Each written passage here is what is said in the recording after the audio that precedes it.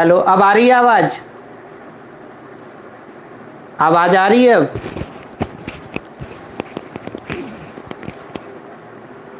Hello, आवाज आ रही है सभी को? आवाज स्लो है? सभी को आवाज आ रही है? ठीक है, चलिए, सभी को आवाज क्लियर है। चलिए शुरू करते हैं अर्थमेटिकल रीजनिंग। और अर्थमेटिकल रीजनिंग में पहला क्वेश्चन, फर्स्ट क्वेश्चन की बात करेंगे। लिखिए सभी लोग, पहला क्वेश्चन लिखिए। एक शतरंज के खेल में, एक शतरंज के खेल में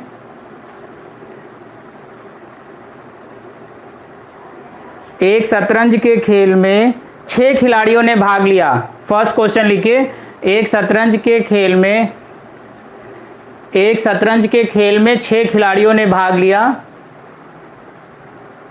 हर खिलाड़ी दूसरे खिलाड़ी से केवल, हर खिलाड़ी दूसरे खिलाड़ी से केवल एक मैच, हर खिलाड़ी दूसरे खिलाड़ी से केवल एक मैच खेलता है। तो बताइए कुल कितने मैच खेले गए? सभी लोग क्वेश्चन नोट करिए। शतरंज के खेल में 6 खिलाड़ियों ने भाग लिया, हर खिलाड़ी दूसरे खिलाड़ी से केवल एक मैच खेलता है, तो कुल कितने मैच खेले गए? क्वेश्चन का आंसर आ जाए सभी लोग चैट बॉक्स पर लिखिए। आंसर आ जाए तो सभी लोग चैट बॉक्स पर लिखिए। एक शतरंज के खेल में 6 खिलाड़ियों ने भाग लिया, हर खिलाड़ी दूसरे खिलाड़ी से केवल एक मैच खेलता है, तो कुल कितने मैच खेले गए? 15। आरती पांडे ने बिल्कुल सही जवाब दिया है, 15 मैच खेले गए। वेरी गुड आरती पांडे आपको। और किसी का आया 15? और किसी कैंडिडेट का आया 15? बिल्कुल सही है। 15 कैसे आएगा सिविल सर्विसेज के एग्जाम में? ये क्वेश्चन कई बार पूछा जा चुका है। आइए चलिए देखते हैं कि ये कैसे लगेगा। देखिए सबसे पहले हमें क्या याद रखना है, एक फॉर्मूला याद रखना है। फॉर्मूला क्या है? T equal to n-1/2। ये फॉर्मूला आपको याद रखना है। T equal to n bracket में n-1/2। T equal to n bracket में n-1/2। ये आपको याद रखना है, इससे आपका काम हो जाएगा। अब यहां पर n क्या है ये देखिए। n क्या है? Number of player. n क्या है? नंबर ऑफ प्लेयर, ठीक है। T फॉर टोटल, तो नंबर ऑफ प्लेयर्स की बात कर रहे हैं। तो यानी कि यहां पर हमने आपसे कहा था कितने प्लेयर्स थे? 6। जब 6 प्लेयर हैं तो यानी कि जब 6 प्लेयर हैं तो यानी आप करना क्या है, ये 6 प्लेयर और नंबर ऑफ प्लेयर कितने? 6, और ब्रैकेट में लिखा आपने 6 - 1/2। 2 से 6 को डिवाइड कर दिया, 2 × 3 = 6, और यानी 3 × 5 = 15। किसी को कोई प्रॉब्लम? कोई ऐसा कैंडिडेट जिसको नहीं समझ में आया हो तो वो फिर से पूछ सकता है। अगर किसी कैंडिडेट को नहीं आ रहा है या नहीं समझ में आ रहा है तो वह फिर से पूछ ले। सभी को आ गया है?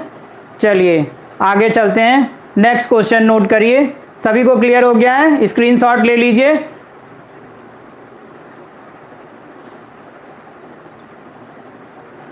सिद्धार्थ चतुर्वेदी पूछ रहे हैं कि सर कैसे पता चलेगा कि कैसे यूज करना है? बेटा ये सिविल सर्विसेज में कई बार ये क्वेश्चन पूछा जा चुका है, तो इसके लिए आपको ये प्रैक्टिस पर है। क्वेश्चन पे प्रैक्टिस पर होता है, आपको प्रैक्टिस करनी है। हम क्वेश्चन को एक बार रिपीट कर दे रहे हैं। एक शतरंज के खेल में 6 खिलाड़ियों ने भाग लिया, हर खिलाड़ी दूसरे खिलाड़ी से केवल एक मैच खेलता है, तो कुल कितने मैच खेले गए? ये क्वेश्चन था, ठीक है। तो सभी को क्वेश्चन समझ में आ गया है। एक शतरंज के खेल में 6 खिलाड़ियों ने भाग लिया, हर खिलाड़ी दूसरे खिलाड़ी से एक मैच खेलता है, तो कुल कितने मैच खेले गए? ये क्वेश्चन था। और सबसे इंपॉर्टेंट है ये formula T equal to n bracket में n-1/2। ये फार्मूला आपके पास रहना चाहिए। अगर ये फार्मूला आपके पास है तो आपको कोई क्वेश्चन करने में दिक्कत इससे रिलेटेड नहीं होगी। ये यूपीएससी और यूपी पीसीएस में कई बार इससे क्वेश्चन पूछे जा चुके हैं। अब ये क्वेश्चन कैसे कैसे पूछता है, हो सकता है कि वो आपको टोटल बता के एन पूछ ले, ये भी हो सकता है। अभी जैसे वो ये कह दे कि आप एक पार्टी में गए, वहां पर 400 लोग थे, सभी ने एक दूसरे से हाथ मिलाया, तो आप बताइए कुल कितनी बार हाथ मिलाए गए, तो नंबर ऑफ पर्सन कितने हो गए 400। तो यानी कि 400 ब्रैकेट में 400 - 1 करके आप सॉल्व। तो चाहे वो एक हमने आपको एक तरीका बताया है,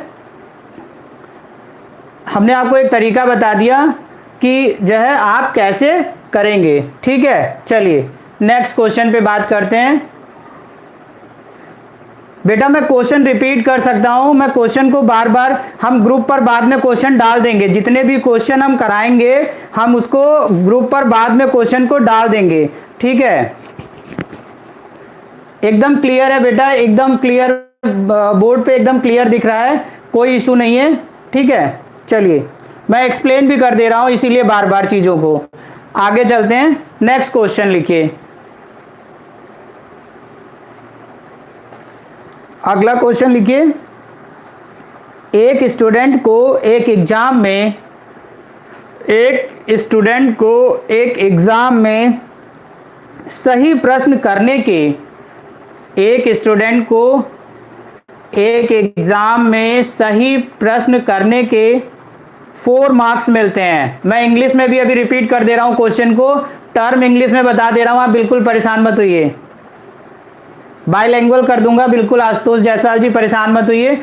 चलिए, एक स्टूडेंट्स को एक एग्जाम में सही प्रश्न करने के 4 नंबर मिलते हैं, सही प्रश्न करने के 4 मार्क्स मिलते हैं, तथा प्रश्न गलत करने पर 1 नंबर प्लस क्वेश्चन गलत करने पर 1 नंबर काट दिया जाता है। एक विद्यार्थी को, एक स्टूडेंट्स को एक एग्जाम में सही प्रश्न करने के 4 नंबर मिलते हैं तथा प्रश्न गलत करने पर 1 नंबर काट दिया जाता है। यदि स्टूडेंट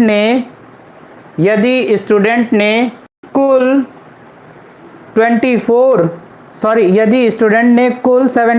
क्वेश्चन किया, यदि स्टूडेंट ने कुल 75 क्वेश्चन किए, 75 प्रश्न किए और उसे 125 मार्क्स मिले, और उसे 125 नंबर मिले, तो बताइए उसने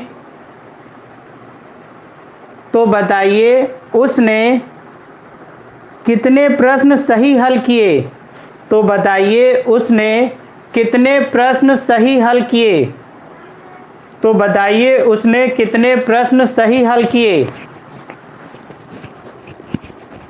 क्वेश्चन को मैं फिर से पढ़ रहा हूं जिससे कि कैंडिडेट दोबारा फिर से प्रयास कर सकें। एक स्टूडेंट्स को एग्जाम में सही क्वेश्चन करने के 4 नंबर मिलते हैं तथा प्रश्न गलत करने पर 1 नंबर काट दिया जाता है। यदि विद्यार्थी ने कुल 75 प्रश्न किए और उसे 125 मार्क्स मिले, तो बताइए उसने कितने प्रश्न सही हल किए। चलिए देखते हैं कौन पहले बताता है।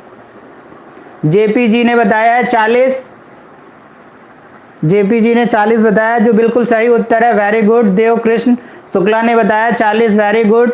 आस्था गलत है, 35 गलत है। आशुतोष का सही है 40, जिसका 40 आ रहा है उसका बिल्कुल सही है, जिसने 40 बताया उसका बिल्कुल सही है, और जिसका 40 से कम सबका गलत। स्थिति बहुत ही खराब। 40 जिसका आया उसका सही है, काफ़ी बच्चों का 40 आ गया। लग रहा है सब बहुत मेहनत कर रहे हैं, इसका मतलब सब बधाई के पात्र हैं, सब जुगाड़ से ले आए लग रहा है। चलिए देखते हैं, जिन लोगों का 40 नहीं आया है वो देखें कि कैसे आएगा। चलिए देखा जाए कि कैसे करेंगे। जिनका नहीं आ पाया है वो देखें कि 40 कैसे आएगा। चलिए कैंडिडेट्स, देखिए सबसे पहले क्वेश्चन को करने के दो तरीके हैं। क्वेश्चन को हमें कैसे करना है, जिन लोगों का नहीं आया, दो मेथड हैं। एक शॉर्ट ट्रिक है, आप जब एक क्वेश्चन सही कर रहे हैं तो आपको कितने नंबर मिल रहे हैं, 4। ठीक है, यानी कि आपने क्वेश्चन कितने किए, 75, तो आपको मिलने कितने चाहिए थे, 75 में आप 4 से गुणा कर देंगे तो आपको कितना मिलेगा, 300। यानी कि एक क्वेश्चन 4 नंबर का है और आपने 75 क्वेश्चन किए तो आपको 300 मिलने चाहिए थे, लेकिन 300 नहीं मिले। मिले कितने, 125, तो 125। तो यानी कि 300 मिलने थे और मिले 125, तो कितने नंबर कट गए, 175। यानी कि 175 मार्क्स, हमारे 175 मार्क्स कट गए। तो यानी अगर हम ये निकाल लें कि कितने क्वेश्चन गलत हो गए, भाई 75 क्वेश्चन हमने किया था तो गलत कितने हो गए, तो इसको पता करने के लिए हमें क्या करना होगा, एक क्वेश्चन सही कर रहे थे तो 4 नंबर मिल रहा था, और जब क्वेश्चन गलत हो रहा है तो 1 नंबर कट जा रहा है। तो यानी एक क्वेश्चन पे नुकसान कितने का हो रहा है, 5 का। तो यानी एक क्वेश्चन पे नुकसान 5 का हो रहा है। तो यानी कि अब हमें क्या करना है, 5 से 175 में भाग दे देना है। क्या करना है, 5 से 175 में भाग दे दीजिए। तो देखिए 5 यहीं 15 और 5 25, यानी कि कितने क्वेश्चन गलत हो गए, 35। क्वेश्चन किए कितने थे आपने, 75, गलत कितने हुए, 35। तो यानी सही कितने हुए, 40। अगर किसी कैंडिडेट को नहीं समझ में आया है तो वो एक बार मैसेज बॉक्स में लिखे, मैं उसको फिर से समझा देता हूं। अगर किसी कैंडिडेट को नहीं समझ में आया है तो वो फिर से अपने मैसेज बॉक्स में लिखे कि सर मुझे नहीं समझ में आया है, मैं उसको दोबारा फिर से समझाता हूं। और अगर आपको समझ में आ गया है तो आप रिस्पॉन्स करिए कि सर क्लियर है, तो मैं नेक्स्ट क्वेश्चन बोलता हूं। सभी को क्लियर हो गया है?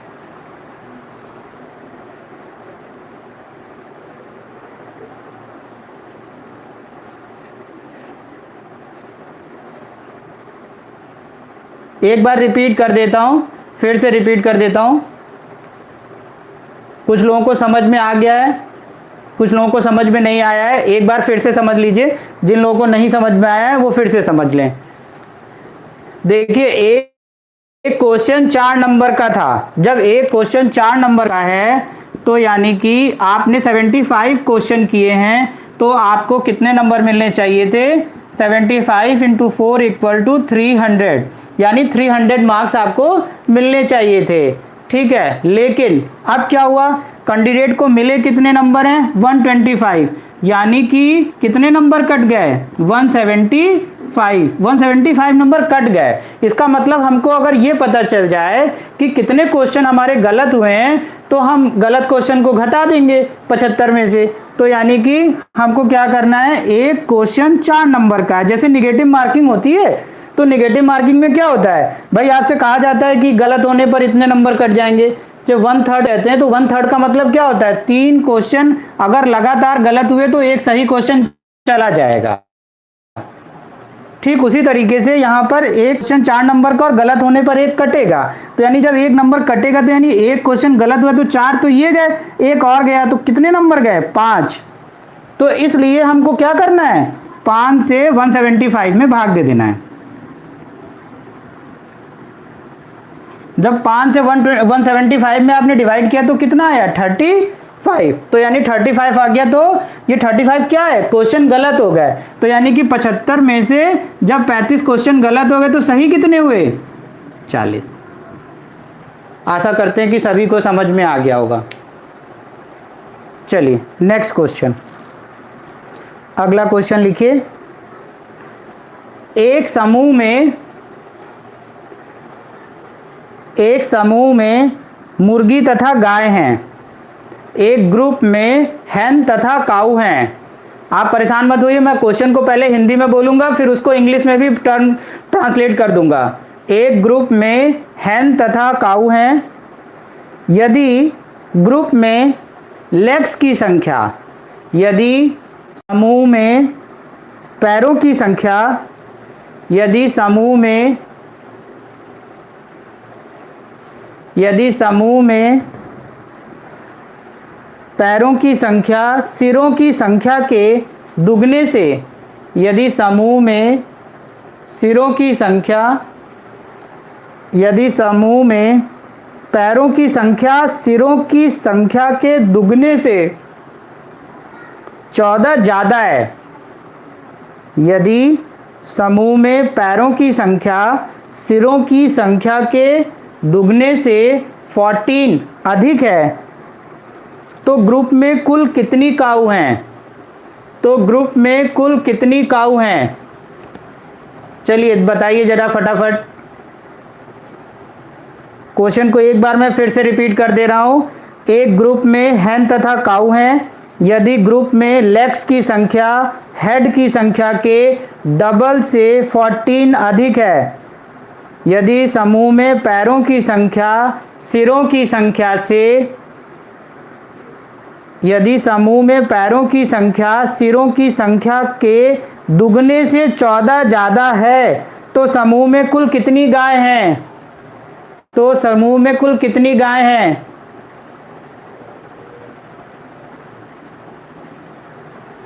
तो समूह में कुल कितनी गाय हैं?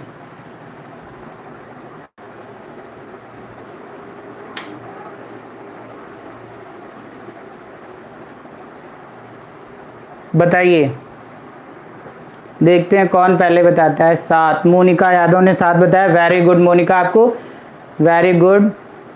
ऑप्शन नहीं मिलेगा, जो लोग ऑप्शन के इंतजार में हैं। बंटी दुबे ने भी बता दिया 7। सभी का आने लगा है, लग रहा है रीजनिंग सभी की बड़ी अच्छी है। नैन्सी ने भी बता दिया, देव कृष्ण ने भी बता दिया। Very good very good very good, सभी का आ गया है। आस्था गुप्ता ने भी बता दिया है। आशीष कुमार 60, आशीष कुमार जी आपका उत्तर बिल्कुल गलत है। संदीप कुमार ने भी बता दिया। वेरी गुड, सभी बधाई के पात्र हैं, सबका साथ आ गया। चलिए देखते हैं जिनका नहीं आ पाया। चलिए ध्यान दीजिए, देखिए 7 कैसे आएगा। आइए, सबसे पहली चीज़ है कि हमें इस क्वेश्चन में इक्वेशन बनाना है। सिविल सर्विसेज में ये क्वेश्चन कई बार पूछा गया है, हमें कैसे करना है आइए देखते हैं। जिन लोगों का नहीं आ पाया है परेशान मत हो, टेंशन बिल्कुल मत लें, बस प्रयास करते रहें, सभी का आ जाएगा। जिनका नहीं आया है वो बिल्कुल हिम्मत ना हारें, प्रयास करें, निश्चित आएगा। चलिए सबसे पहली चीज़ हमको क्या है ये देखना है कि क्वेश्चन में कहा गया कि एक ग्रुप में मुर्गी और गाय हैं। चलिए हम लिख लेते हैं। हमने लिख लिया हैन और काऊ, ठीक। अब सवाल ये उठता है कि हैन और काऊ के लिए हमने मान लिया कि हैन x और काऊ y। आप भी मान लीजिए, हम बोलते भी जा रहे हैं इसलिए कि आप भी मान लीजिए कि जो है मुर्गियां x हो गई और गाय जो है y हो गई। अब उसने क्या कहा है कि यदि समूह में पैरों की संख्या सिरों की संख्या के दुगने से। अब जैसे हम लोग पैर की बात करते हैं, तो जब हम लोग लेग की बात करेंगे तो मुर्गी के 2 पैर होते हैं तो ये 2x हो गया, गाय के 4 पैर होते हैं तो ये 4y हो गया, 4y। इसमें किसी को कोई प्रॉब्लम नहीं होगी, सभी को समझ में आ रहा होगा कि मुर्गी के लिए हैन के लिए हमने 2x और काऊ के लिए 4y, ठीक है। अब सवाल क्या उठता है, हेड की जब बात करते हैं तो हेड दोनों के सेम है तो x और y हो गया, ठीक है।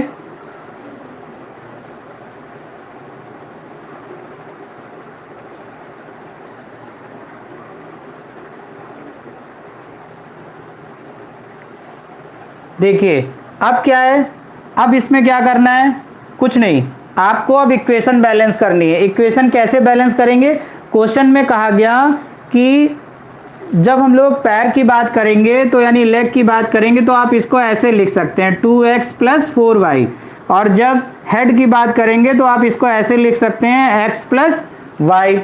चलिए अब इक्वेशन बैलेंस करते हैं। कहा गया है यदि समूह में पैरों की संख्या सिरों की संख्या के दुगने से, तो यानी कि पैरों की संख्या, तो पैरों की संख्या कितनी है 2x + 4y, तो आप ऐसे लिखिए 2x + 4y। यदि समूह में पैरों की संख्या, तो पैरों की संख्या कितनी है 2x + 4y, पैरों की संख्या सिरों की संख्या के दुगने से, तो सिरों की संख्या कितनी है x + y के दुगने से, दुगना मतलब मल्टीप्लाई 2, कितनी ज़्यादा है? 14 ज़्यादा है, इसलिए प्लस 14। कैंडिडेट को ये ध्यान रखना है कि इक्वेशन कैसे बैलेंस करनी है। इक्वेशन बैलेंस करना आना चाहिए। 2x, उसने कहा है कि पैरों की संख्या सिरों की संख्या के दुगने से 14 ज़्यादा है, तो इसलिए आपने लिखा है कि 2x plus 4y equal to हेड कितने, x प्लस वाई दुगना यानी मल्टीप्लाई 2, 14 ज़्यादा इसलिए प्लस 14। ठीक है, और अब इसको जब सॉल्व कर देंगे, देखिए ज़्यादा शॉर्टकट के चक्कर में गड़बड़ हो जाती है, इसलिए डिटेल में जानना ज़्यादा ज़रूरी है। ठीक है, हादसा हो सकता है, बिल्कुल सही है, अगर ज़्यादा शॉर्टकट में जाएंगे तो हादसा हो जाएगा, इसलिए जो क्या कहते हैं डिटेल में थोड़ा जानिए। तो 2x प्लस 4y बराबर 2x प्लस 2y प्लस 14। अब देखिए x खत्म हो जाएगा, 2x खत्म हो जाएगा, तो यानी 4y में से 2y चला जाएगा, यानी 2y बराबर 14, तो y इक्वल टू 7। तो यानी कि आपको पता चल गया कि काऊ के लिए आपने y माना था और काऊ की संख्या कितनी हो गई? 7। फोटोकॉपी स्कैन कर लीजिए। सिस्टम से जानेंगे बेटा तो आपको फायदा होगा। अगर आपने बैंकिंग की तैयारी की होगी तो आप शॉर्टकट कर सकते हैं, नो डाउट, बट कैंडिडेट को समझ में आना चाहिए, सभी बच्चों को समझ में आए, मेथड वो यूज़ करना है। तो सभी को समझ में आ गया होगा, सभी को आ गया। चलिए अगला क्वेश्चन, सभी लोगों ने उतार लिया? ठीक है, थैंक यू। किसी को अगर नहीं समझ में आएगा तो वो तुरंत बता देगा, हम उसको रिपीट कर देंगे। नेक्स्ट क्वेश्चन लिखिए। हम अर्थमेटिकल रीजनिंग से जो जो क्वेश्चन पेपर में आते हैं हम उस तरह के सारे क्वेश्चन बताएंगे, फिर देन आफ्टर हम अगले चैप्टर में जाएंगे, डायरेक्शन का चैप्टर स्टार्ट करेंगे। चलिए अब शुरू करते हैं। नेक्स्ट क्वेश्चन लिखिए। एक बंदर 12 मीटर ऊंचे, क्वेश्चन लिखिए, एक बंदर 12 मीटर ऊंचे, एक बंदर 12 मीटर ऊंचे चिकने खंबे पर चढ़ता है। एक बंदर 12 मीटर ऊंचे चिकने खंबे पर चढ़ता है। एक बंदर 12 मीटर ऊंचे चिकने खंबे पर चढ़ता है। वह पहले मिनट में 2 मीटर चढ़ता, वह पहले मिनट में 2 मीटर चढ़ता और वह पहले मिनट में 2 मीटर चढ़ता और अगले मिनट में 1 मीटर नीचे फिसल जाता है। वह पहले मिनट में 2 मीटर चढ़ता और अगले मिनट में 1 मीटर नीचे फिसल जाता है। 1 मीटर नीचे फिसल जाता है और आगे भी इसी प्रकार का क्रम जारी रहे, और आगे भी इसी प्रकार का क्रम जारी रहे, तो बंदर कितने मिनट में खंबे के शीर्ष को छू लेगा? तो बंदर कितने मिनट में खंबे के शीर्ष को छू लेगा? क्वेश्चन रिपीट कर दे रहा हूं, अन्नू आप बिल्कुल परेशान मत होइए। एक बंदर 12 मीटर ऊंचे चिकने खंबे पर चढ़ता है। वह पहले मिनट में 2 मीटर चढ़ता और अगले मिनट में 1 मीटर नीचे फिसल जाता है, और आगे भी इसी प्रकार का क्रम जारी रहे, तो वह कितने मिनट में खंबे के टॉप पर पहुंच जाएगा? सबका अलग अलग उत्तर आ रहा है, सब परेशान है। किसी का 11 आ रहा है, किसी का 21 आ रहा है, किसी का कुछ आ रहा है, किसी का 24 भी आ गया है। कितना मेहनत करते हैं बच्चे, ओफो, खतरनाक बात है, सब लगे पड़े हैं।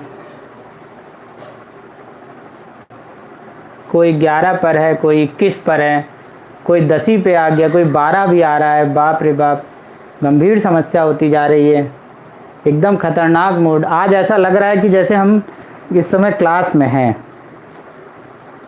वास्तव में लग रहा है। सब अपना अपना उत्तर जब बोल रहे हैं ना, तो ऐसा लग रहा है कि सब जो है क्लास में बैठे हैं। चलिए भैया, सबका उत्तर बहुत देखते देखते अब हमारा उत्तर देखिए। बंदर को सभी लोगों ने इतना सुपर फास्ट बना दिया कि वो बेचारा परेशान है। चलिए अब देखते हैं कि सही क्या है। कितने लोगों ने सही जवाब दिया है, जिनका उत्तर 21 मिनट आया है। जिन लोगों ने 21 मिनट में बंदर को चढ़ाया है, बस वही लोग सही हैं। बाकी सब लोग कम बधाई के पात्र हैं, क्योंकि उनका बंदर चढ़ नहीं पाया। वो लोग प्रयास तो बहुत किए लेकर चढ़ने का, लेकिन रह गए नीचे ही। चलिए अब देखते हैं कि कैसे आएगा। देखिए, सबसे पहली चीज़ उसने कहा था कि एक बंदर 12 मीटर ऊंचे चिकने खंबे पर, हमने खंबा बनाया है। ये देखिए, ये हमारा खंबा है जो 12 मीटर का है। ठीक, ये 12 मीटर ऊंचा चिकना खंबा है। अब सवाल क्या है, उसने कहा है कि पहले मिनट में 2 मीटर चढ़ता है। फर्स्ट मिनट में कितना चढ़ रहा है? 2 मीटर। पहले मिनट में 2 मीटर चढ़ गए। फिर उसने कहा है कि अगले मिनट में वो 1 मीटर नीचे फिसल जाता है। मतलब 1 मिनट में आप 2 मीटर चढ़े और अगले मिनट में आप 1 मीटर फिसल गए। तो अब आपके पास यानी हिसाब क्या आ रहा है? 2 मिनट में आप कितना चढ़ रहे हैं? 1 मीटर। 2 मिनट में आप कितना चढ़ रहे हैं? 1 मीटर। तो यानी जब 2 मिनट में 1 मीटर, तो आप इसको ऐसे लिख दीजिए कि 1 मीटर 2 मिनट, 1 मीटर 2 मिनट। तो जब 1 मीटर 2 मिनट में चढ़ेंगे तो 10 मीटर कितने मिनट में चढ़ेंगे? 20 में। जब 1 मीटर 2 मिनट में, तो 10 मीटर 20 मिनट में। तो यानी बंदर कहाँ पहुंच गया? यहाँ पहुंच गया। यानी 10 मीटर 20 मिनट। तो यानी जब अगली बार वो जंप करेगा अगले मिनट में, तो वो टॉप पे पहुंच जाएगा भाई 10 मीटर 20 मिनट। तो यानी अगला जंप जब वो करेगा तो फिर 2 मीटर करेगा अगले में, तो यानी वो टॉप पे पहुंच जाएगा, तब नहीं फिसलता है। तो यानी कि 21 मिनट में बंदर टॉप पर पहुंच जाएगा। हमेशा इस बात का ध्यान रखिएगा, कभी भी इस तरह का क्वेश्चन आएगा तो आपको ये ध्यान रखना है। सभी को क्लियर हो गया? कोई कैंडिडेट ऐसा है जिसको नहीं समझ में आया है? अगर किसी को नहीं समझ में आया तो हमें बता दें, हम उसको फिर से देखें। अगर किसी को लगता है नहीं समझ में आया, सभी को आ गया? ठीक है, चलिए आगे चलते हैं। Next question. क्वेश्चन बहुत ही सरल था, लेकिन कैंडिडेट सोच नहीं पाए। बिल्कुल सही। नेक्स्ट क्वेश्चन लिखिए, किसी टोकरी में रखे गए फूल, लिखिए किसी टोकरी में रखे गए फूल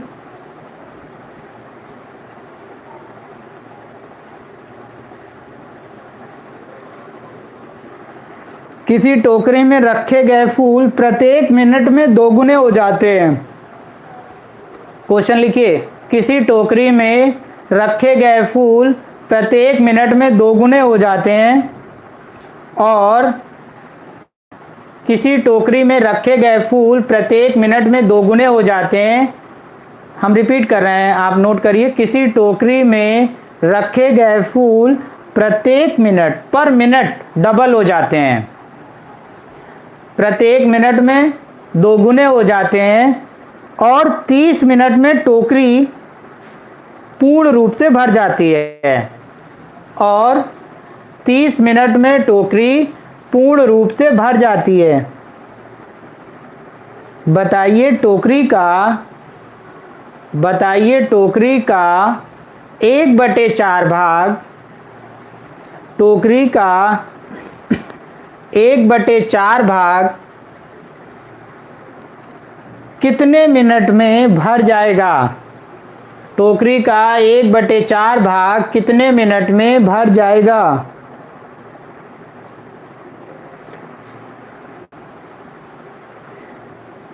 अभी बताएंगे किसका सही है। सब लोग अपना अपना उत्तर दे रहे हैं, मैं देख रहा हूं। अभी बताऊंगा किसका सही है, किसकी टोकरी 1/4 सही भर रही है। चैट बॉक्स में लिखिए, जिसका जो आ रहा है फटाफट लिखते जाइए। हमने 2 लोगों का देख लिया है, और लोग लिखें। टोकरी का 1/4 पार्ट कितने मिनट में भर जाएगा? Candidate are fast, answer please. Very good Soni, Saumya ने बिल्कुल सही बताया 28। आशुतोष जायसवाल ने भी सही बताया है 28 बिल्कुल सही जवाब है। अमित भी सही बता रहे हैं 28 बिल्कुल सही है। बंटी भी सही बता रहे हैं, कशिश भी सही बता रहे हैं, बिल्कुल सही है। 28 जिसका आ रहा है बिल्कुल सही है। आस्था गुप्ता ने भी सही बताया है, बिल्कुल सही है। वेरी गुड, सभी का 28 आ रहा है, बहुत अच्छा, वेरी गुड।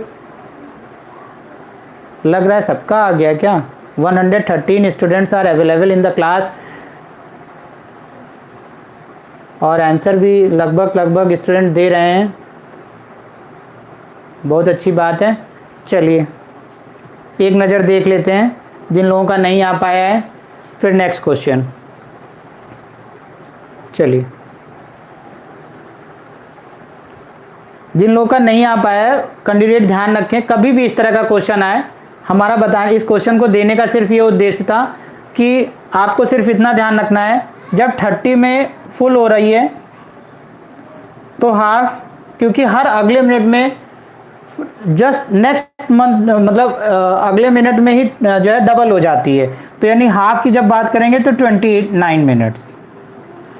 30 में फुल हो गई तो यानी 29 में जब हाफ होगी तभी तो अगले में फुल होगी, तो यानी हाफ हुई 29 में, तो हाफ का हाफ यानी 1/4, तो 1/4 कितने में हो जाएगी? 28 मिनट्स में। आपको बहुत ज़्यादा दिमाग नहीं खर्च करना है, क्योंकि अगर वैसे आप मान के लगाओगे मैथमेटिक्स में तो यहाँ से लेकर यहाँ तक लगाते रहेंगे। दिलीप जी आप इस सिस्टम को समझिए, ये रीजनिंग है, इसमें दिमाग बहुत शार्प माइंड से लगाना है। आपको ये ध्यान रखना है, देखिए 30 में फुल हो रही है तो हाफ कितने में होगी? 29 में, और 1/4 कितने में हो जाएगी? 28 में। ठीक है, चलिए इतना आपको ध्यान रखना है। और कभी भी जैसे मान लीजिए हम यहाँ पर 30 की जगह 60 दे देते तो 59 में हाफ हो जाएगी और 58 में 1/4 हो जाएगी। बस इतना ही ध्यान रखना है आपको, ठीक है। कभी भी इस तरह का क्वेश्चन आए तो आपको ऐसे करना है। आइए आगे चलते हैं, नेक्स्ट एक क्वेश्चन और इस चैप्टर से, फिर डायरेक्शन की बात करेंगे। एक लास्ट क्वेश्चन लिखिए, क्वेश्चन लिखिए सभी लोग, सभी को क्लियर हो गया। कभी भी इस तरह का क्वेश्चन आएगा तो आपको ये करना है, हमें तरीका बताना है कि इस तरीके से आपको करना है। चलिए एक बार और समझा देते हैं। कभी भी अगर क्वेश्चन आता है कि इतने मिनट में फुल होती है तो हाफ कितने में होगी, तो 1 मिनट कम कर दीजिए। अगर आपसे पूछा जा रहा है कि 1/4 तो 1 मिनट और कम कर दीजिए। इससे ज़्यादा आपको कोई भी दिमाग खर्च नहीं करना है। क्वेश्चन आ जाते हैं, आप बिल्कुल जो मैंने सबसे पहला क्वेश्चन लगवाया था वो भी क्वेश्चन आ चुका है, और 3 साल का पेपर पीछे का उठा के देखेंगे तो ये भी क्वेश्चन आ चुका है। आगे नेक्स्ट एक क्वेश्चन और लिखिए और उसके बाद फिर डायरेक्शन में आइए।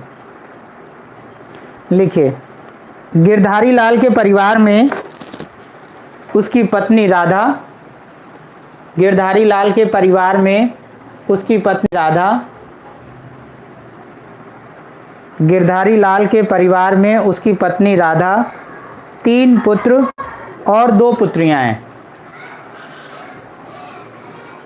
3 पुत्र और 2 पुत्रियां हैं।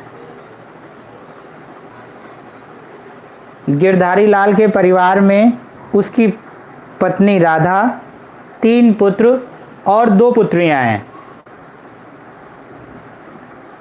एक पुत्री अभी अनमैरिड है, एक पुत्री अभी अनमैरिड है,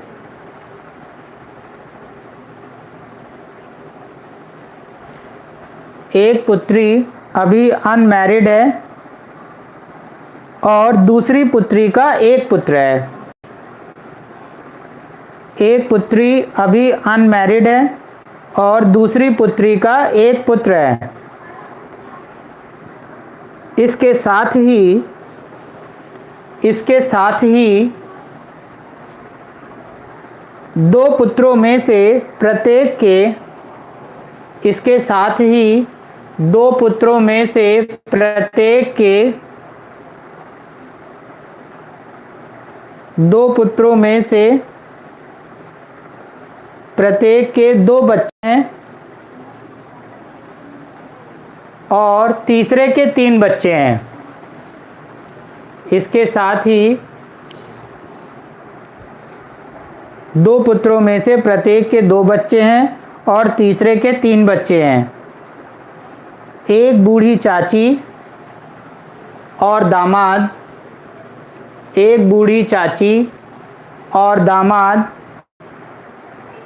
भी उनके साथ रहते हैं।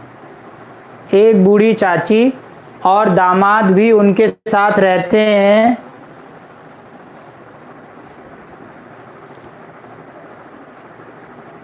तो बताइए गिरधारी लाल के परिवार में कुल कितने सदस्य हैं?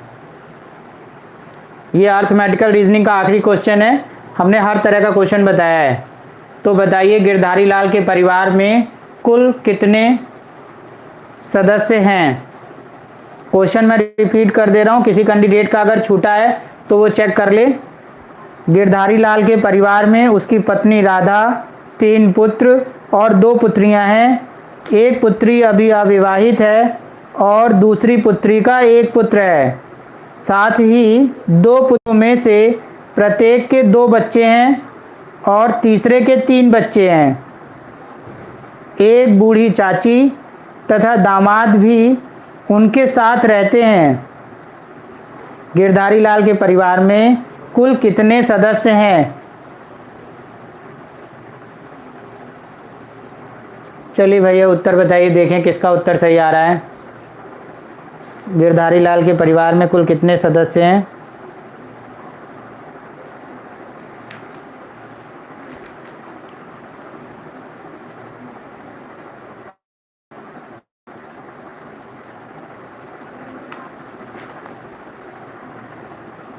सबका आ गया? किसी का 17 आया है, किसी का 20 आया है। 17 वालों की संख्या बराबर है 20, 21 तक पहुंच गए हैं कैंडिडेट। अब हमारा उत्तर क्या आया है चलिए देखते हैं। धड़ाधड़ उत्तर आ रहा है, 17 और 20 पे लगी हुई है।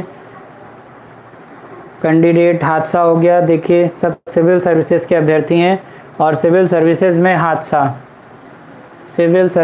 हादसा हो गया।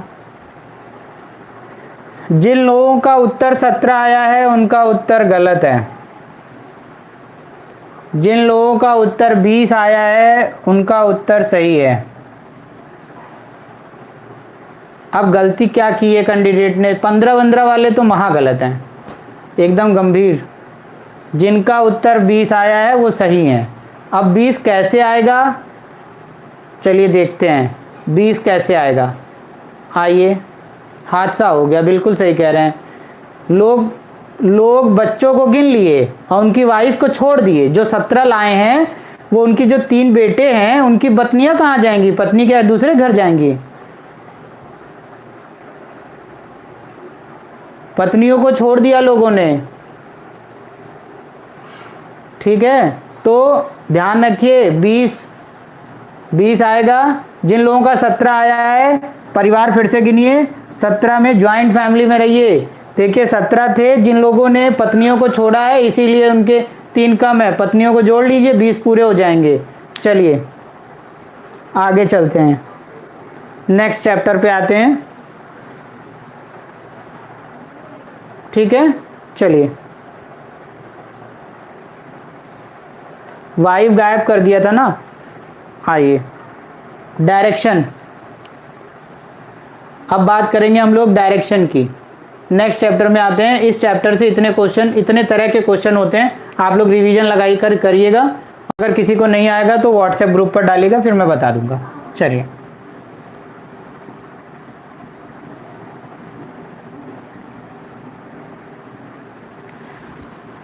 डायरेक्शन में सबसे पहले कैंडिडेट डायरेक्शन को ध्यान दें, ठीक है। चलिए, डायरेक्शन, दिशा से संबंधित क्वेश्चन जब भी पूछा जाता है तो डायरेक्शन के जो रूल्स हैं उनको जान लीजिए। दिशाएं north, south, east, west, north east, south east, south west और नॉर्थ वेस्ट, ये 8 दिशाएं हैं। क्योंकि डायरेक्शन के क्वेश्चन जो क्लास में पहली बार पढ़ रहा है बच्चा वो ज़रूर ध्यान दे, क्योंकि जो भी बच्चा क्लास में फर्स्ट टाइम है वो ध्यान दे इस चीज़ को कि कभी भी डायरेक्शन का क्वेश्चन आएगा तो हमें हमेशा इस सेंटर पॉइंट से चलना है, ये उसका सेंटर पॉइंट होता है। दिशाएं आपको 8 दिख रही हैं, लेकिन कभी भी किसी भी एग्ज़ाम में अगर आपसे पूछा जाए कि कुल दिशाएं कितनी होती हैं तो आप हमेशा ध्यान रखिएगा डायरेक्शन टोटल 10 होती है, 10 दिशाएं। आपने महाभारत रामायण सब में सुना होगा, रावण का 10 दिशाओं में साम्राज्य था। अब ये 10 दिशाएं कहाँ से आईं? तो 8 तो आपको दिख रही हैं। यहाँ पर है मैग्नेटिक नॉर्थ यानी चुंबकीय उत्तर, और यहाँ पर है मैग्नेटिक साउथ यानी चुंबकीय दक्षिण। तो यानी कुल दिशाएं 10 हो गई। कभी किसी एग्जाम में अगर ये क्वेश्चन पूछा जाता है कि दिशाएं कितनी है तो जो है दिशाएं 10। और अब बात करते हैं हम लोग डायरेक्शन में कौन कौन से क्वेश्चन पूछे जाते हैं। डायरेक्शन में जब हम क्वेश्चन की बात करेंगे तो सबसे पहले बात करते हैं जब आपसे कि दिशा और दूरी, एक क्वेश्चन आता है दिशा और दूरी बताने के लिए। फर्स्ट क्वेश्चन आ गया कि आपको डायरेक्शन भी बताना है और डिस्टेंस भी बतानी है। दूसरा क्वेश्चन आता है सूर्योदय और सूर्यास्त, सनराइज सनसेट। सनराइज सनसेट से क्वेश्चन आ जाता है कि हम सुबह के समय टहलने जाएंगे और फिर वहाँ पर कोई हमें मिल जाएगा, तो अब जो है कोई मिला तो उसकी छाया उसके राइट पड़ रही है, लेफ्ट पड़ रही है, तो सूर्योदय और सूर्यास्त से क्वेश्चन आ जाता है। तीसरा क्वेश्चन इसमें आता है थर्ड क्वेश्चन, जिसमें हम लोग कहते हैं एंगल। एंगल मतलब होता है डिग्री। डिग्री का मतलब हो गया कि जैसे कोई व्यक्ति जो है नॉर्थ वेस्ट में फेस करके खड़ा है तो फिर वो इतने डिग्री घूम गया, अब इतने डिग्री घूम गया, आप बताओ उसका मुंह किस दिशा में है। तो ऐसे क्वेश्चन आ सकता है। तो यानी डायरेक्शन से हो गया, डिस्टेंस से हो गया, सनराइज सनसेट से हो गया और एंगल से हो गया। यानी ये 3 तरह के क्वेश्चन हो गए। चलिए अब इनके नियम क्या हैं, अब नियम को समझते हैं। नियम क्या है, नियम पे आते हैं। नियम क्या है, अब नियम देखिए। जब हमको डायरेक्शन और डिस्टेंस का क्वेश्चन पूछा जाएगा तो कैंडिडेट को हमेशा इस बात का ध्यान रखना है कि हमें क्या करना है। जैसे मान लीजिए ये राम का घर है, अब राम जो है अपने घर से चला, पूरब में गया, फिर उत्तर में गया और श्याम के घर पहुंच गया, पहुंच गए। अब क्वेश्चन में क्या पूछ रहा है कि बताओ राम के घर से श्याम का घर किस दिशा में है। वो पूछ रहा है कि राम के घर से श्याम का घर किस दिशा में है। तो जहां से पूछा जाए, देखिए क्लास में 110 बच्चे बैठे हुए हैं, जरूरी नहीं कि 110 बच्चों को ये सवाल आता हो, ठीक है। इसलिए इस बात को ध्यान रखिए क्योंकि माइनर मिस्टेक हो जाती है और एग्जाम में आता हुआ क्वेश्चन गलत हो जाता है। इसलिए प्लीज आप इसको ध्यान से समझिए। जहां से पूछा जाए, अगर वो पूछ रहा है कि राम के घर से श्याम का घर किस दिशा में है, तो आपको राम के घर के पास ऐसे एक प्लस पॉइंट बनाना है। आप इस सिंबल को अगर बना देंगे तो इससे क्या होगा कि डायरेक्शन कभी गलत नहीं होगी, ठीक है। हमेशा इस बात का ध्यान रखना है जहां से पूछ रहा है। अगर वो राम से पूछ रहा है तो यहां पर आप एक प्लस पॉइंट बना दीजिए, यहां से डायरेक्शन आपको निकल के आ जाएगी। ये कौन सी डायरेक्शन हो गई, नॉर्थ ईस्ट। अगर वो पूछता कि श्याम के घर से राम का घर किस दिशा में है, तो यहां पर आप एक प्लस पॉइंट बना दीजिए, तो आपको क्लियर हो गया कि दिशा कौन सी है, साउथ वेस्ट। तो हमें ये बताना है आपको कि जहां से पूछा जाए वहां पर एक प्लस पॉइंट आप बनाइए। इससे क्या होगा, कभी भी दिशा गलत नहीं होगी। बात सभी को समझ में आ गई।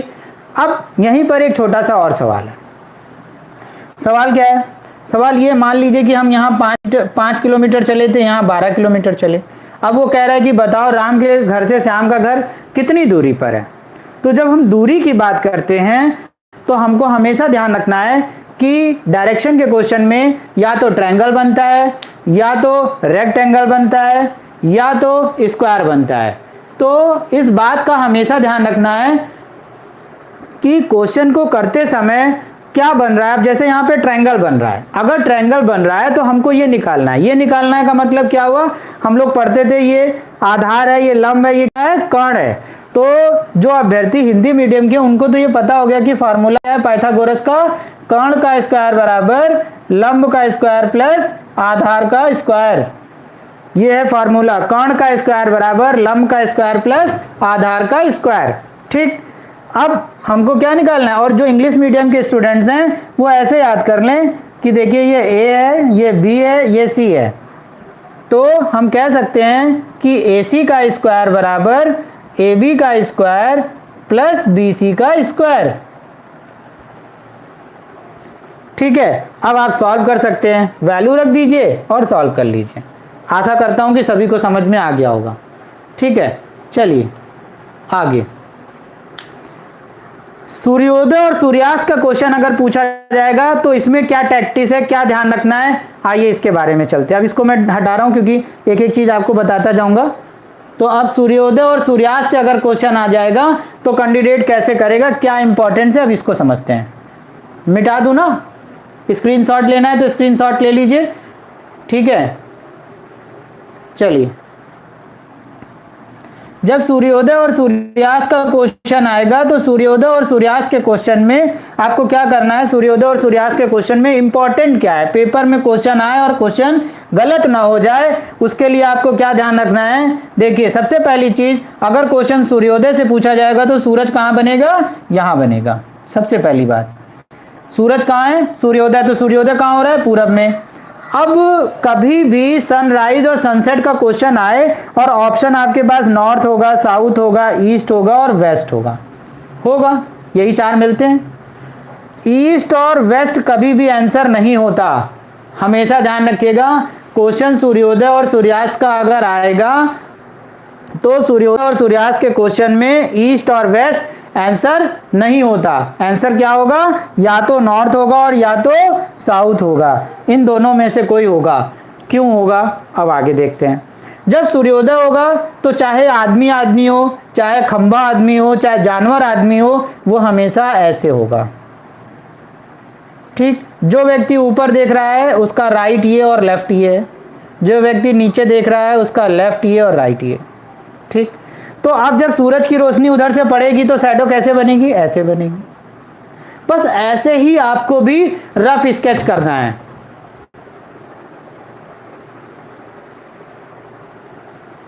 ठीक है, तो बस ऐसे ही आपको भी करना है कि जैसे ही आपके पास क्वेश्चन आएगा तो आपको क्या करना है, पर्सन को खड़ा करना है, या तो पर्सन इधर या तो पर्सन इधर। बस अब सनसेट होगा तो सूरज यहां से उठाकर यहां हो जाएंगे और शैडो ऐसे हो जाएगी। राइट, चलिए अब एंगल पे आते हैं। तो हमने आपको ये तरीका बता दिया, अब क्वेश्चन बोलेंगे तो आपको समझ में आएगा। एंगल पे आइए।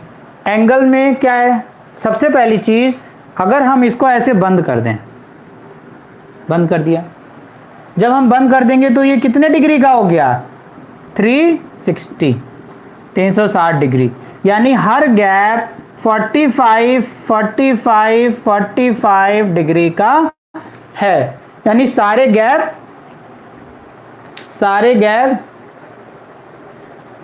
जो है 45 डिग्री के हैं, सब गैप 45 डिग्री के हैं। तो इसलिए इसका मतलब ये हो गया कि जब सब गैप 45 डिग्री के हो गए तो यानी टोटल 360 का है। अब कोई व्यक्ति, आपको क्या ध्यान रखना है, अगर कोई व्यक्ति मान लीजिए वेस्ट की ओर फेस करके खड़ा है, जब कोई व्यक्ति वेस्ट में फेस करके खड़ा है और फिर जब वो मूव करता है, जिस डायरेक्शन में वो मूव करेगा, जैसे हमने कहा कि वेस्ट में फेस किए हैं, हम क्लॉकवाइज 90 डिग्री घूमते हैं, तो जब हम क्लॉकवाइज 90 डिग्री घूमे तो ऐसे हो गए। फिर उसने कहा कि अब इसी डायरेक्शन में हम फिर घूमते हैं 90 डिग्री, तो यानी फिर घूम गए, तो अब हमारा फेस किस डायरेक्शन में हो गया, ईस्ट में हो गया। तो अब मुझे लगता है कि आपको समझ में आ गया है। चलिए अब पहला क्वेश्चन देता हूं, फिर देखते हैं कि क्या होगा। डायरेक्शन का पहला क्वेश्चन, वैसे आप लोग को ज़्यादा आता है इसलिए थोड़ा सरल टाइप का क्वेश्चन देंगे। जो सरल क्वेश्चन होता है वो आप लोग जल्दी लगा लेते हैं, क्योंकि हादसा ना हो इसलिए जो है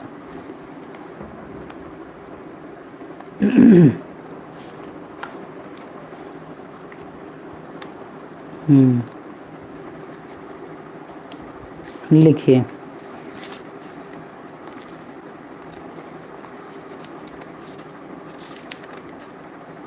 एक बच्चा अपने पिता को खोज रहा है।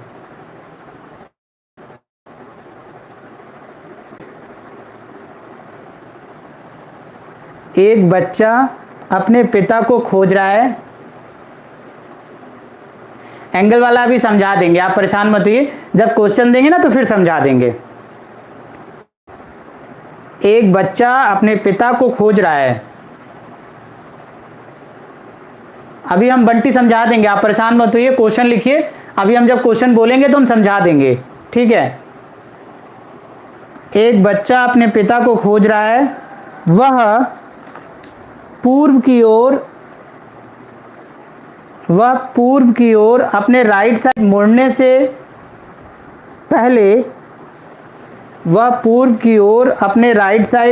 से पहले 90 मीटर गया। वह पूर्व की ओर अपने राइट साइड मुड़ने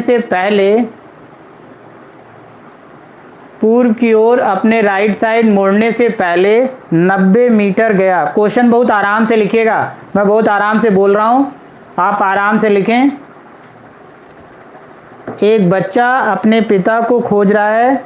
वह ईस्ट में अपने राइट साइड मुड़ने से पहले 90 मीटर गया। फिर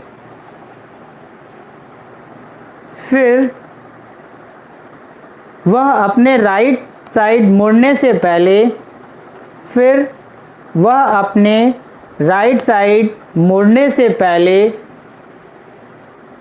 20 मीटर गया, 20 मीटर गया। फिर वह 30 मीटर अपने चाचा के यहाँ गया। 30 मीटर अपने चाचा के यहाँ गया। 30 मीटर अपने चाचा के यहाँ गया। उसके पिता वहाँ नहीं थे। उसके पिता वहाँ नहीं थे। उसके पिता वहाँ नहीं थे।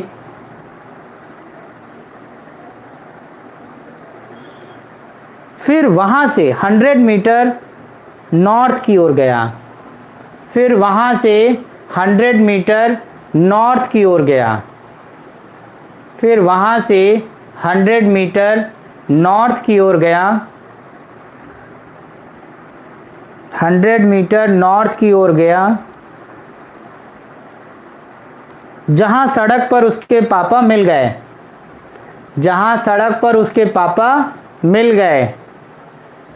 जहाँ सड़क पर उसके पापा मिल गए। उसके पिता उस बच्चे के चलने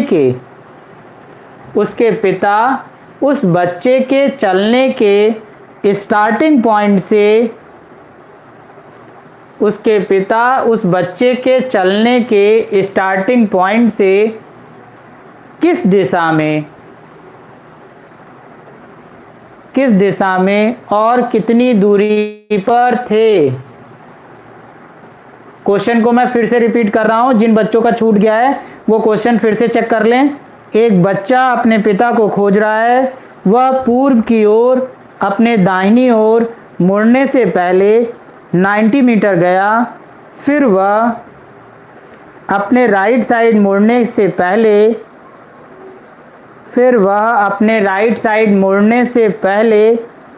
20 मीटर गया। 20 यानी 20 मीटर गया। फिर वह 30 मीटर अपने चाचा के यहाँ गया। उसके पिता वहाँ नहीं थे। फिर वहाँ से 100 मीटर, फिर वहाँ से 100 मीटर उत्तर की ओर गया, जहाँ सड़क पर उसके पिता मिल गए, जहाँ सड़क पर उसके पिता मिल गए।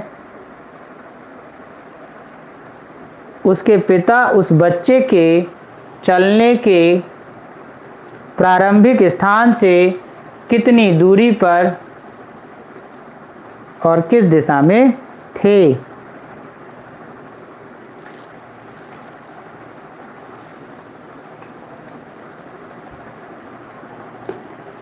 सबका आ जाए फिर बताते हैं किसका सही उत्तर है। काफ़ी लोगों ने उत्तर दिया है, धड़ाधड़ उत्तर आ रहे हैं, सभी बधाई के पात्र हैं। किसी का गलत भी आ रहा है तब भी खुश हैं, सही आ रहा है तब तो खुश हैं ही है, गलत आ रहा है तब वो खुश हैं। क्या बात है। 210 महागलत। 210 80 वाले तो 210 80 वाले तो महागलत पे चल रहे हैं। नॉर्थ ईस्ट तो सही है, 100 मीटर भी सही है। जिसका 100 आया है और नॉर्थ ईस्ट आया है वो बधाई के पात्र हैं। बाकी लोग और बधाई के पात्र हैं, उनसे भी ज़्यादा बधाई। जिनका 100 मीटर और नॉर्थ ईस्ट आया है वो बधाई के पात्र, और जिसका 210 आ गया, 80 आ गया, वो महा बधाई। खतरनाक।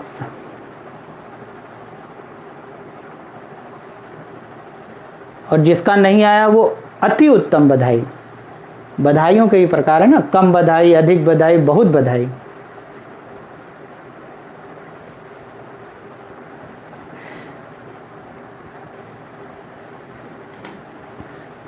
चलिए देखा जाए। बहुत से लोग अभी प्रयास कर रहे हैं, लगे हुए हैं। लगे रहें भैया, लगे रहें, प्रयास करते रहें।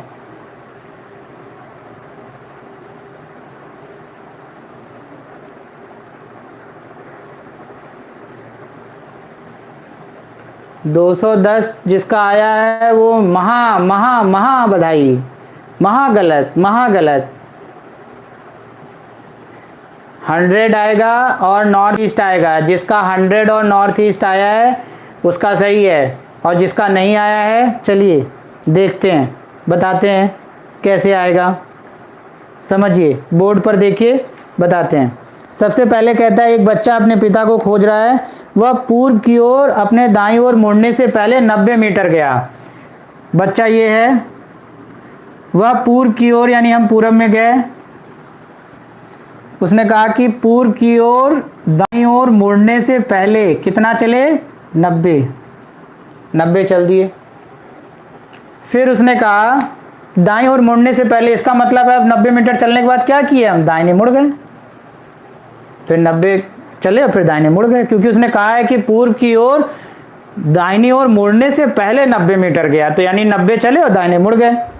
फिर कहा है उसने वह अपने दाईं ओर मुड़ने से पहले 20 मीटर, यानी 20 मीटर का मतलब हो गया कि ये 20 मीटर हम चल गए। फिर उसने कहा कि अब वो दाहिनी ओर मुड़ने से पहले, तो यानी दाहिनी ओर मुड़ने से पहले का मतलब हो गया कि फिर हम दाहिनी ओर मुड़ेंगे। अब दाहिनी ओर मुड़ गए। जब दाहिनी ओर मुड़ गए फिर उसने क्या कहा है? वह 30 मीटर अपने चाचा के यहाँ गया, यानी चाचा यहाँ रहते हैं, चाचा जी जो है यहाँ रहते हैं। 30 मीटर यहाँ चले।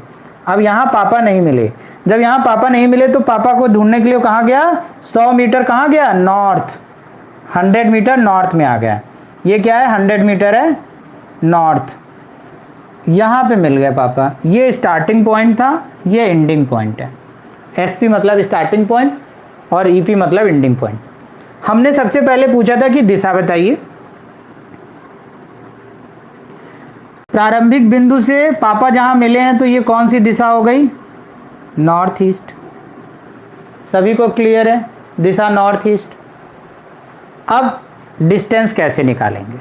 देखिए, जब यहाँ से यहाँ तक 30 है तो ये भी 30 होगा, तो ये कितना होगा? जब यहाँ से यहाँ तक 90 है तो ये बचा हुआ कितना होगा? 60। जब यहाँ से यहाँ तक 100 है जिसमें से इतना 20 है, तो ये बचा हुआ कितना होगा? 80 होगा। तो अब हमें क्या करना है? 80 का स्क्वायर प्लस 60 का स्क्वायर। 80 का स्क्वायर करेंगे तो 8 अट्ठे 64, 6400, और 60 का स्क्वायर करेंगे तो 3600, तो यानी कितना हो जाएगा 10,000। अब जब इसका वर्गमूल निकालेंगे तो कितना हो जाएगा 100, तो यानी कि 100 मीटर और नॉर्थ ईस्ट। भैया छाप लीजिएगा तुरंत, है ना, छाप लेंगे तो सही रहेगा, जल्दी से छाप लीजिए। सब लोग ने छाप लिया? जिसका नहीं आया है, कोई ऐसा भी है जिसको नहीं समझ में आया? सभी को समझ में आ गया है?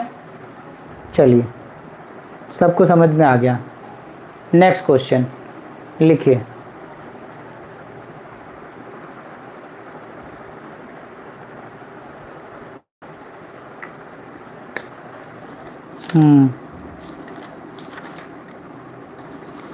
एक लड़का अपने घर से निकलकर 30 मीटर नॉर्थ वेस्ट डायरेक्शन में चलता है। एक लड़का अपने घर से निकलकर 30 मीटर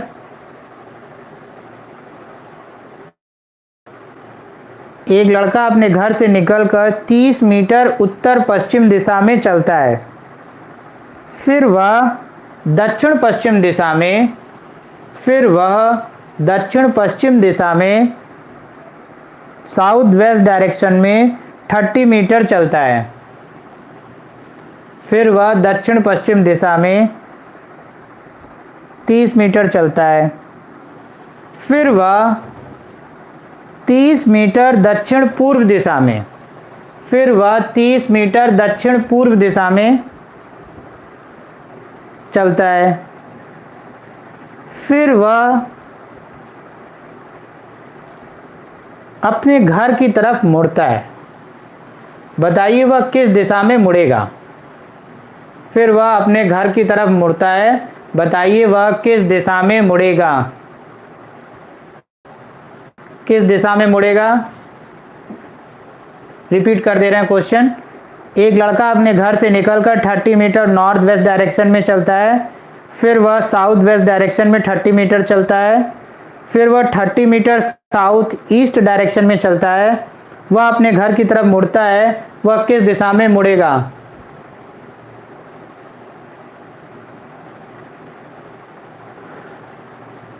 बिल्कुल सही है, नॉर्थ ईस्ट। जिनका आया है उनका बिल्कुल सही है, जिन लोगों का नहीं आया है उनको बताया जाएगा।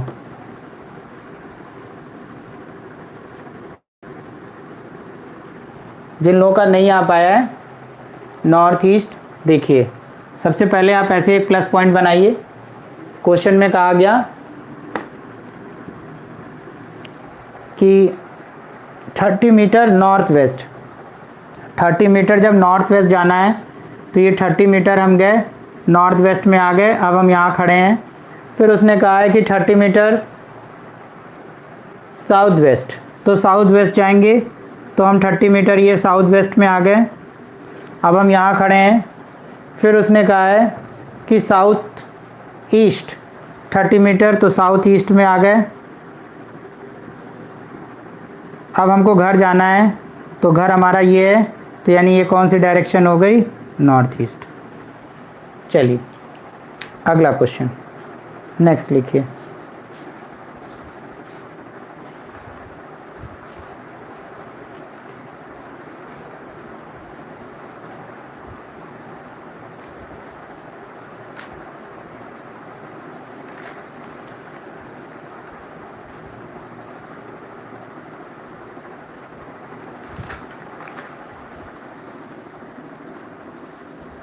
लिखिए मेरा फेस साउथ की ओर है, मेरा फेस साउथ की ओर है। नेक्स्ट क्वेश्चन लिखिए मेरा फेस साउथ की ओर है, मैं एंटी क्लॉकवाइज 90 डिग्री घूमता हूँ। मेरा फेस साउथ की ओर है, मैं एंटी क्लॉकवाइज, मेरा फेस साउथ की ओर है, मैं एंटी क्लॉकवाइज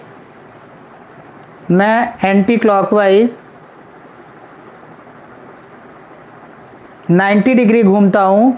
और 30 मीटर चलता हूँ, और 30 मीटर चलता हूँ, और फिर नॉर्थ की ओर घूमकर, और फिर नॉर्थ की ओर घूमकर, फिर नॉर्थ की ओर घूमकर 40 मीटर चलता हूँ, नॉर्थ की ओर घूमकर 40 मीटर चलता हूँ, और फिर वेस्ट की ओर घूमकर, वेस्ट की ओर घूमकर 60 मीटर, वेस्ट की ओर घूमकर 60 मीटर चलता हूँ, फिर लेफ्ट साइड मुड़ता हूँ, बाईं ओर मुड़ता हूँ, और 80 मीटर चलता हूँ, बाईं ओर मुड़ता हूँ और 80 मीटर चलता हूँ, लेफ्ट साइड मुड़ता हूँ और 80 मीटर चलता हूँ। मैं चलना प्रारंभ करने के स्थान से, रिपीट कर दे रहा हूँ अभी, मैं चलना प्रारंभ करने के स्थान से अब कितनी दूर और किस दिशा में हूँ। मैं साउथ की ओर फेस करके खड़ा हूँ, या ऐसे लिखिए मेरा मुंह दक्षिण की ओर है, मैं एंटी क्लॉकवाइज 90 डिग्री घूमता हूँ, मेरा मुंह दक्षिण की ओर है, मैं एंटी क्लॉकवाइज 90 डिग्री घूमता हूँ, 30 मीटर चलता हूँ, फिर नॉर्थ की ओर घूमकर 40 मीटर चलता हूँ, और फिर पश्चिम की ओर घूमकर यानी वेस्ट में घूमकर 60 मीटर चलता हूँ, फिर बाईं ओर मुड़कर 80 मीटर चलता हूँ। मैं चलना आरंभ करने के स्थान से अब कितनी दूर हूँ और किस दिशा में हूँ। चलना आरंभ करने के स्थान से दूरी और दिशा दोनों बतानी है। बताइए।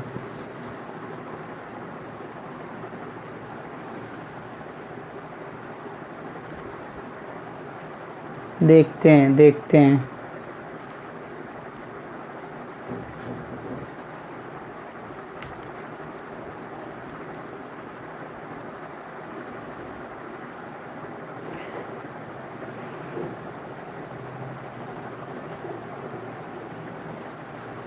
सबका अलग अलग उत्तर आ रहा है, काफ़ी लोगों ने बड़ी मेहनत की है।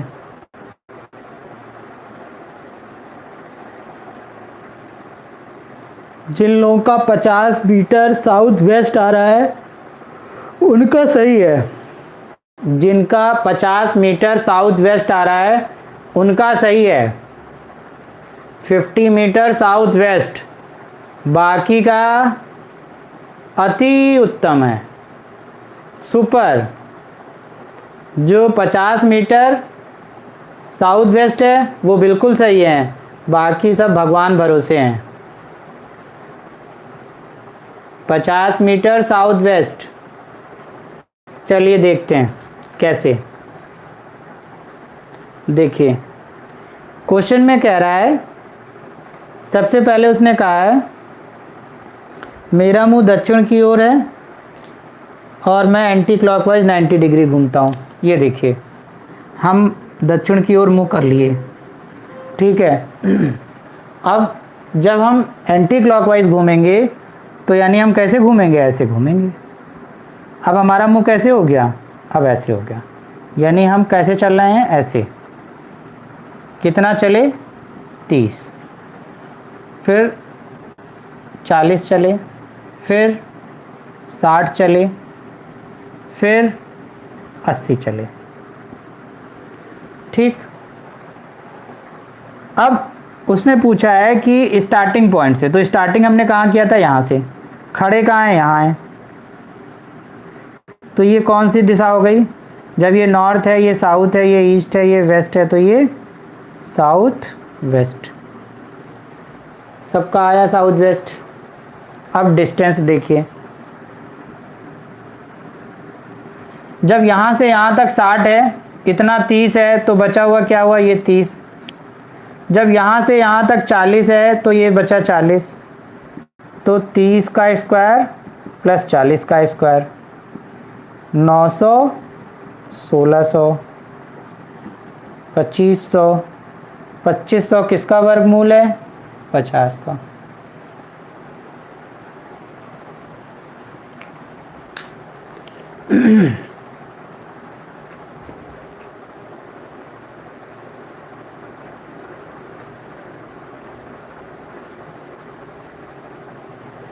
हाँ, हादसा नहीं होना चाहिए एग्जाम में।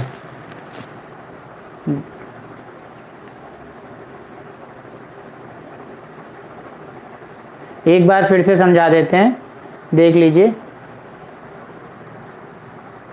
जब आप दक्षिण की ओर मुंह करके खड़े हैं, जब एंटी क्लॉकवाइज उसने घुमा है 90 डिग्री, तो जब आप एंटी क्लॉकवाइज घूमेंगे, अगर जो ना घूम पाए कमरा बंद करे और वहीं घूम जाए अपनी जगह पर, उसको तुरंत समझ में आ जाएगा। घूम गए, अब उसका मुंह पूरब में हो जाएगा। 30 मीटर गया, फिर वहाँ से वो फिर नॉर्थ में 40 गया, फिर वेस्ट में 60 गया, फिर वहाँ से बाएं मुड़ा और 80 गया। ये डायग्राम हो गया। अब उसने कहा था कि स्टार्टिंग पॉइंट से वो किस दिशा में है, तो स्टार्टिंग पॉइंट से जब डायरेक्शन की बात की जाएगी तो वो साउथ वेस्ट में है। डिस्टेंस निकालने के लिए देखिए, ये 40 है तो ये भी 40 होगा, तो बचा हुआ नीचे 40, यहाँ से यहाँ तक 60 है, इतना 30 है तो बचा हुआ ये 30, तो 30 का स्क्वायर प्लस 40 का स्क्वायर 900 प्लस 1600 इक्वल टू 22,500। और जिसको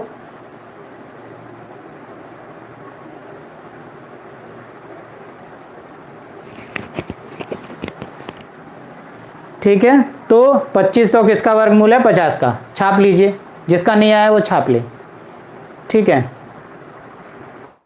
चलिए, तो आपको इस तरह का भी बता दिया। अब आगे नेक्स्ट लिखिए।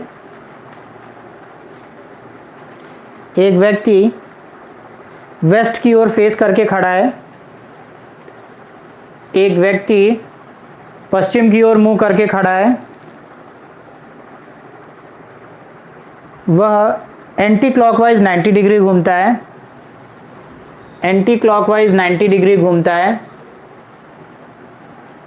एक व्यक्ति वेस्ट की ओर फेस करके खड़ा है, एंटी क्लॉकवाइज 90 डिग्री घूमता है, और फिर 135 और फिर 135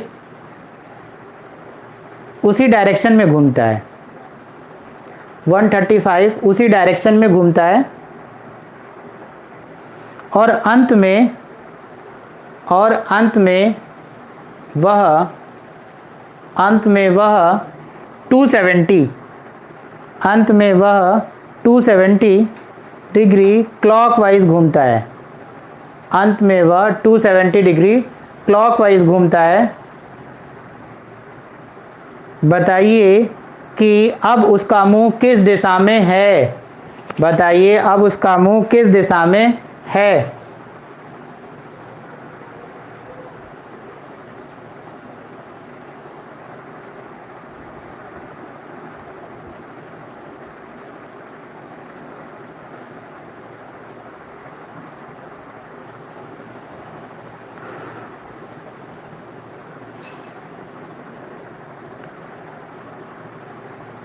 क्वेश्चन एक बार रिपीट कर दे रहे हैं। एक मनुष्य वेस्ट की ओर फेस करके खड़ा है, वह पहले एंटी क्लॉकवाइज 90 डिग्री घूमता है, और फिर 135 उसी डायरेक्शन में घूमता है, और अंत में वह 270 डिग्री क्लॉकवाइज घूमता है। बताइए अब उसका फेस किस दिशा में है?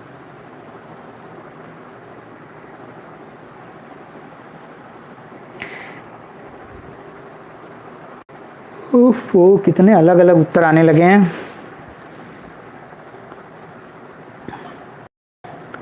गंभीर समस्या, उत्तर बिल्कुल डिफरेंट आ रहे हैं। जिन बच्चों का उत्तर नॉर्थ वेस्ट आया है उन्हीं का उत्तर सही है। नॉर्थ वेस्ट वाले बधाई के पात्र हैं, बाकी सब बहुत बधाई के पात्र हैं। हादसा, जिन बच्चों का नॉर्थ वेस्ट आया है उन्हीं का उत्तर सही है। ध्यान रखिएगा, जिनका नॉर्थ वेस्ट आया है उन्हीं का सही है। ठीक है, तो आपको ध्यान रखना है। अब कैसे आएगा ये देख लीजिए।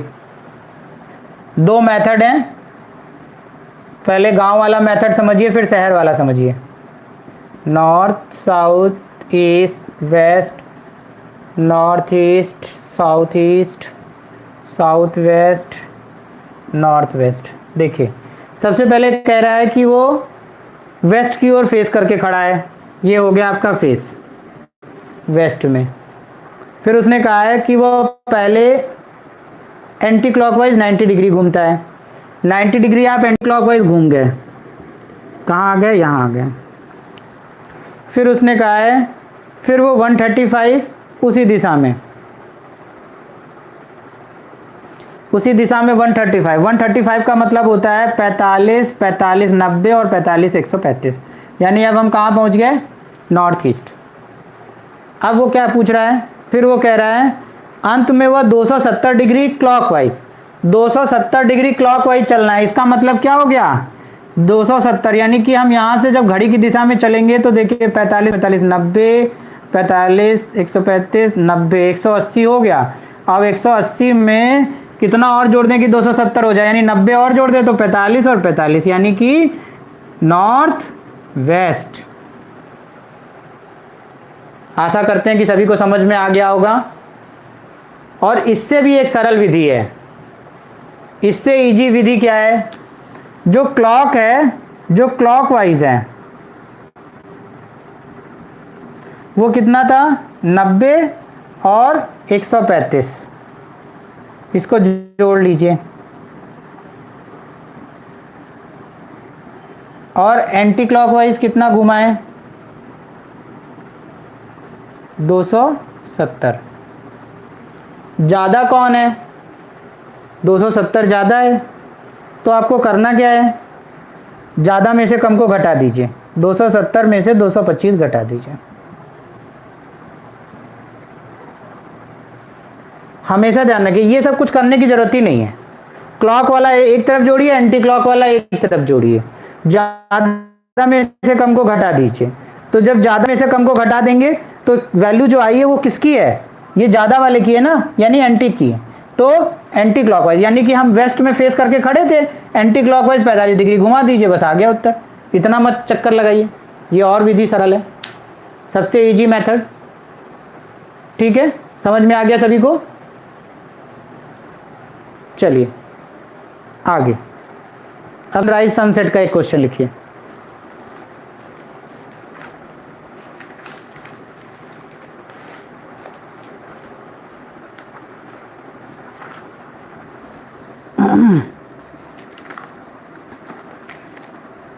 लिखिए सूर्योदय के समय सरिता बाग में टहलने गई। सूर्योदय के समय सरिता बाग में टहलने गई। सूर्योदय के समय सरिता बाग में टहलने गई। सूर्योदय के समय सरिता बाग में टहलने गई। उसी समय उसके विपरीत दिशा से, उसी समय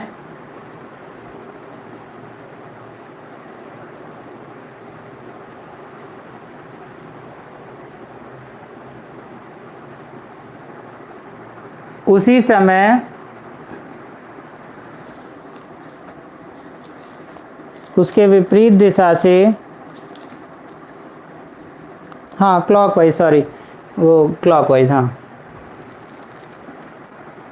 उसी समय उसके विपरीत दिशा से आ रही उसके मित्र रीता ने देखा। उसी समय उसके विपरीत दिशा से आ रही उसके मित्र रीता ने देखा कि सरिता की छाया उसके दाईं तरफ बन रही है। उसी समय उसके अपोजिट डायरेक्शन से आ रही उसके मित्र रीता ने देखा कि सरिता की शैडो रीता के दाईं तरफ बन रही है।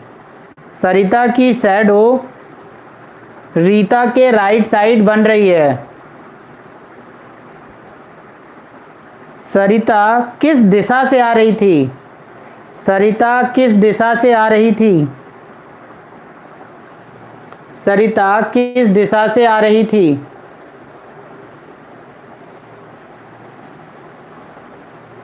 क्वेश्चन रिपीट कर दे रहा हूं मैं। सूर्योदय के समय सरिता टहलने के लिए निकली थी।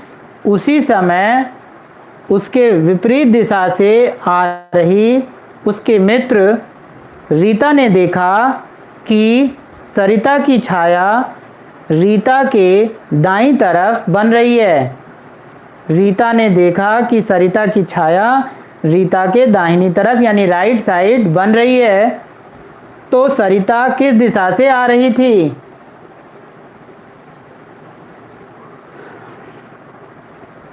सरिता किस दिशा से आ रही थी? सबका आ गया है।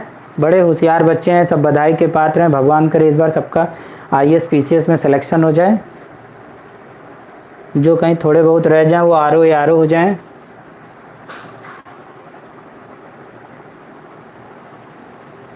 चलिए देखिए, जिन लोगों का नहीं आ पाया है, सूर्योदय हो गया, ये सूरज निकल पड़ा। हमें पता नहीं है, जो लोग फ्रेशर हैं वो देखें। जिन लोगों को नहीं पता है वो क्या करेंगे। सरिता और रीता दो फ्रेंड हैं। हमने यहाँ पे मान लिया ये है और ये रीता है, ठीक है। अभी मुझे नहीं मालूम, ये शैडो बन रही है, ये राइट हो गया, ये लेफ़्ट हो गया रीता का। सरिता का ये राइट है और ये लेफ़्ट है। ये रफ स्केच है। कभी भी आप करेंगे तो फर्स्ट स्टेप ऐसे ही करेंगे। ये मेथड लगाने का तरीका है। अब क्वेश्चन में कहा गया था कि सरिता की छाया रीता के दाहिनी तरफ। अब इस डायग्राम में देखिए, क्वेश्चन में कह रहा है कि सरिता की जो छाया है वो रीता के दाहिनी तरफ, जबकि इस डायग्राम के हिसाब से सरिता की छाया रीता के लेफ्ट साइड बन रही है। आप देखिए, क्वेश्चन कह रहा है कि सरिता की छाया रीता के दाहिनी तरफ बन रही है और इस डायग्राम में दिख रहा है कि सरिता की छाया रीता के बाईं ओर है, क्योंकि दाहिनी ओर तो सूरज है। इसका मतलब डायग्राम गलत है, बदल दीजिए। रीता को ऊपर लिखिए, सरिता को नीचे। अब देखिए, क्वेश्चन में कहा गया था सरिता की छाया रीता के दाहिनी तरफ। सरिता की छाया रीता के दाहिनी तरफ, यानी पहले ही सही था।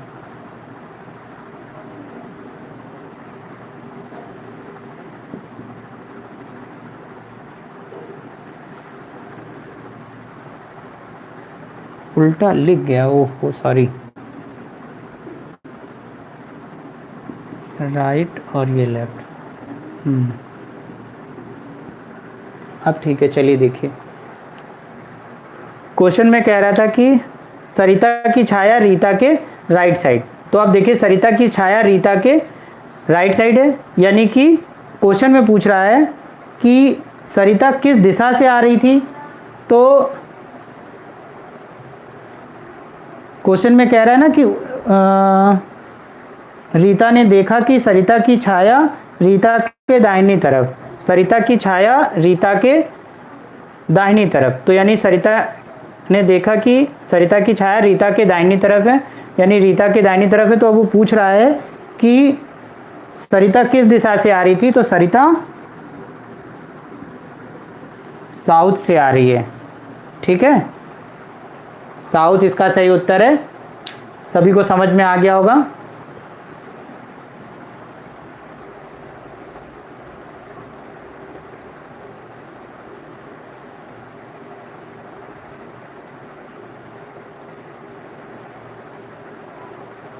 चलिए अगला, नेक्स्ट क्वेश्चन।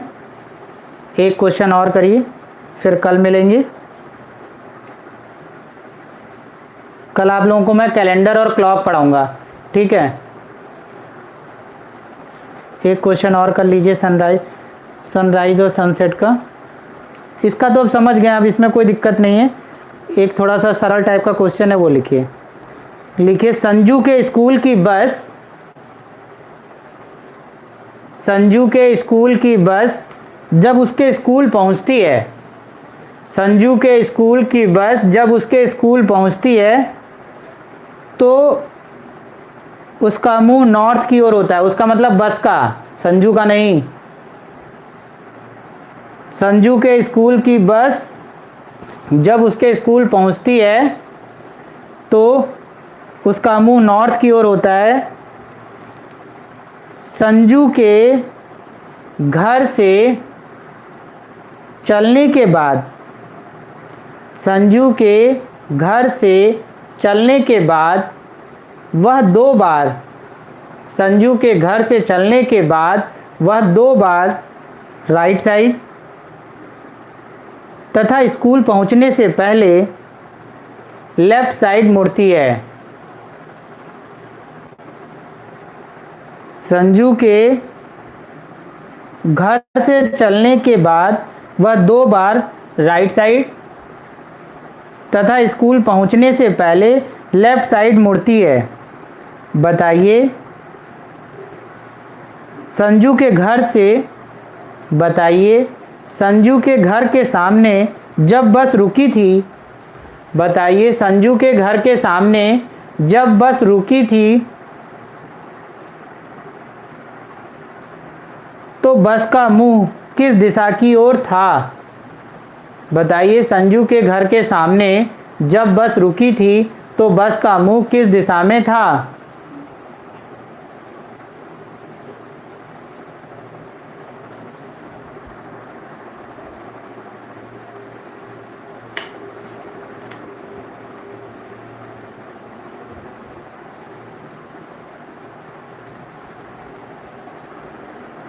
बस का मुंह किस दिशा में था।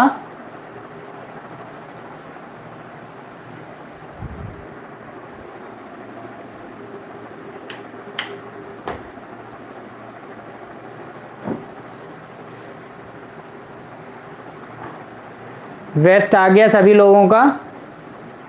चलिए जिन लोगों का नहीं आया है वो लोग देख लें।